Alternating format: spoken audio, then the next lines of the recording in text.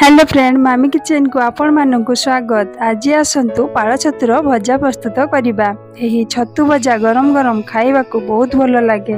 जदि आम ये छतु भजा सहित गरम गरम भात किंबा पखाल किंबा रोटी खाऊचे तेबे बहुत भल लगी था। एवं सब छतु मध्यरु यही पाल छतुर स्वाद अधिक थाए। सेथिपाई कुआ जायछि जे छतु भितर रजा होछि पाल छतु। यही छतु भाजिला बेले तार बास्ना बहुत भल आसी था। तेणु छतु भाजु भाजु पखाल किंबा भात खाइबा को बहुत इच्छा हम। यही भाव में पाल छतुर भजा प्रस्तुत करी भात पखाल किंबा रोटी सहित खातु, भारी बढ़िया लगिबो। एबे आसंतु सेही पाल छतुर भजा प्रस्तुत करिबा। मु प्रथमे किछि पाल छतु नेछि एवं भल भाव में सफा करी एभली काटिकी ताकू भल भाव में धोई नेछि। आमे धोइला बेले 2-3 थर धोई ताकू भल भाव में चिपुड़ी रखिबा। सेथि पई पियाज नेछि मु 3टी बड़ पियाज को एभली लंबा लंबा काटी नेछि। एबे आसंतु कड़ाई बसै नबा। कड़ाई मध्ये गरम हे गलाय, सेथिरे किछि तेल दबा। एबे तेल मध्ये गरम हे गलाय, सेथिरे गोटा जीरा हाफ चम्मच दे दबा। जीरा मध्य फुटी गलानी, सेथिरे काटी रखिथिबा पियाज को पकेई नबा।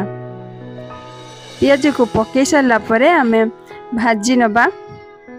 पूरा पूरी लाल हवा पर्यंत आमे एई पियाज को भाजीबा नहीं, अल्प भाजी सेथिरे छतु को पकेई नबा। एबे देखंतु पियाज को मो किछि अंश रे भाजी नेली।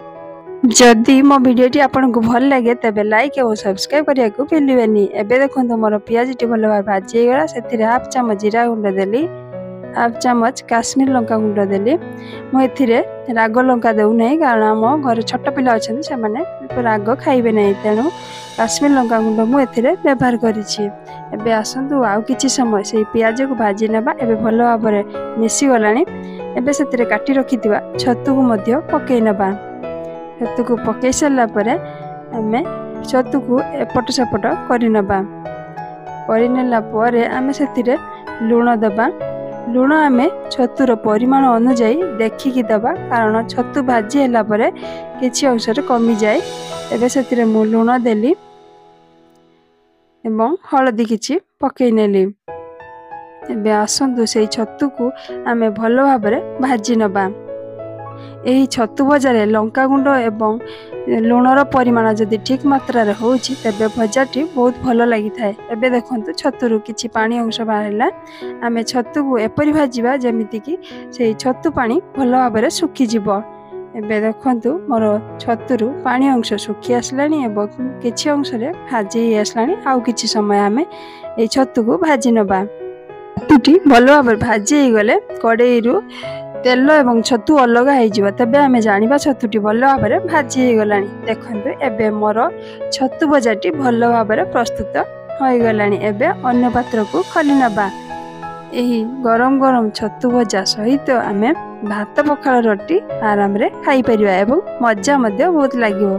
पाल छतुर स्वाद मध्य अधिक एवं यही पाल छतु देह पाई मध्य बहुत भल, कारण एथिरे प्रचुर परिमाण रे विटामिन रहिछि। तेणु एही प्रोसेस रे पाल छतुर भजा प्रस्तुत करी खांतु। केमिति लागुछि कमेंट बॉक्स रे लिखि निश्चित जणांतु। वर्तमान पाई रहउछि पुणी देखा अब नुआ वीडियो नुआ रेसिपी सह। जय जगन्नाथ।